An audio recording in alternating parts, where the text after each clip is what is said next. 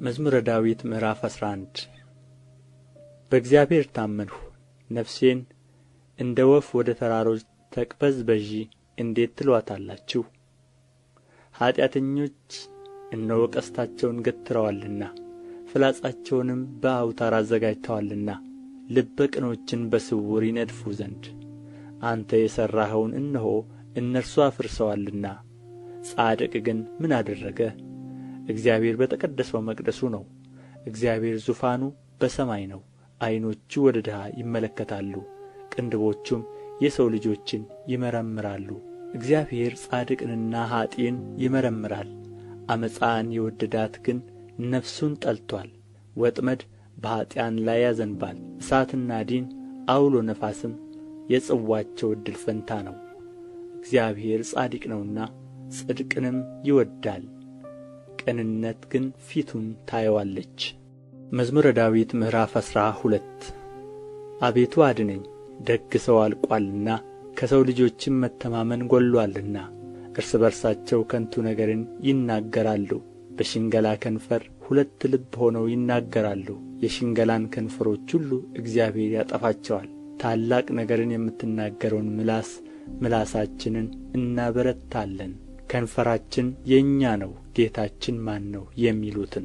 ስለ ድሆች መከራ፣ ስለ ችግረኞች ጩኸት እግዚአብሔር አሁን ይነሣለሁ ይላል። መድኃኒትን አደርጋለሁ፣ በላዩም እገለጣለሁ። በምድር ላይ እንደ ተፈተነ 7 ጊዜ እንደ ተጣራ ብር የእግዚአብሔር ቃላት የነጹ ቃላት ናቸው። አቤቱ አንተ ጠብቀን፣ ከዚህችም ትውልድ ለዘላለም ታደገን። በሰው ልጆች ዘንድ ምናምንቴ ከፍ ከፍ ባለ ጊዜ ክፉዎች በዙሪያው ሁሉ ይመለሳሉ።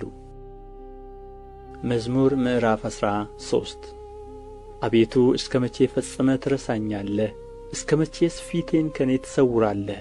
እስከ መቼ በነፍሴ እመካከራለሁ? ትካዜስ እስከ መቼ ሁልጊዜ ይሆናል?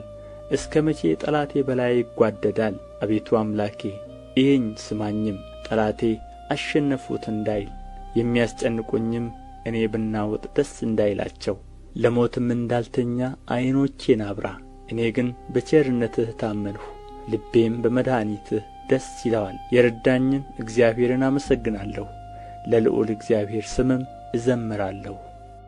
መዝሙረ ዳዊት ምዕራፍ 14 ሰነፍ በልቡ አምላክ የለም ይላል።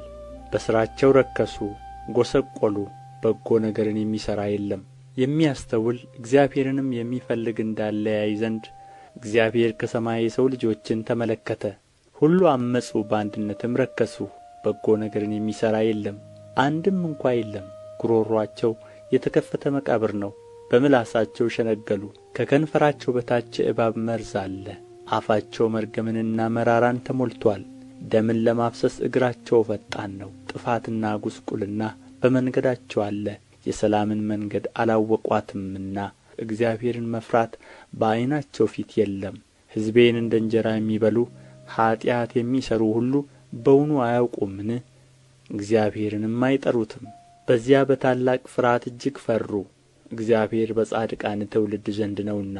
የድሆችን ምክር አሳፈራችሁ፣ እግዚአብሔር ግን ተስፋቸው ነው። ከጽዮን መድኃኒትን ለእስራኤል ማን ይሰጣል? እግዚአብሔር የሕዝቡን ምርኮ በመለሰ ጊዜ ያዕቆብ ደስ ይለዋል፣ እስራኤልም ሐሴት ያደርጋል።